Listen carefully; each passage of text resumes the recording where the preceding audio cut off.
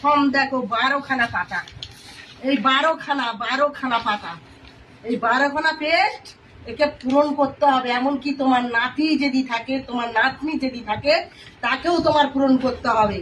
বালছাড়া আমরা একটা মূর্খ, আমরা একটা অক্ষর জানি না, আমরা লিখতে জানি না। এই বালছাড়া 12টা পাতায় লিখে দেবো বাল ছিঁড়তে। আর এই জন্য পাড়া লক্ষ্মীর ভান্ডার করিনি, একবার ছাড়া 10 বার যেতে হয় বলে লক্ষ্মীর ভান্ডার করে আমি টাকা নিইনি। আর এই 12টা পেস্ট সই করতে হবে, 12টা পেস্ট ফিল আপ করতে হবে, 12টা পাতা। নাতি পুতি যার যেখানে বিষয় আশায় বাড়ি ঘর যা আছে সমস্ত লিখতে হবে এখানে। তোমার ব্যাংকেও যদি 50,000 টাকা থাকে সেটাও তোমাকে লিখতে হবে। তুমি আলু ভাতে ভাত খেয়েছো, তুমি শাক তুলে খেয়েছো, হয়তো 10,000 টাকা ব্যাংকে জমিয়ে রেখেছো, তাকেও তোমার লিখে দিতে হবে যে আমি ব্যাংকে আমার 10,000 আছে, আমার জমি আছে, আমার সেই আছে, আর আমি এই 12টা পাতা বাল ছিঁড়ে সই করবো?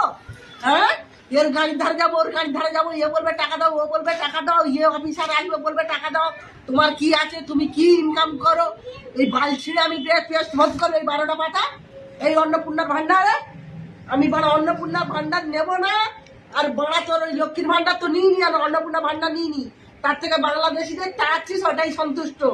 আমি এর বেশি চাইনি। বিজেপিকে চাই, জয় শ্রীরামকে চাই।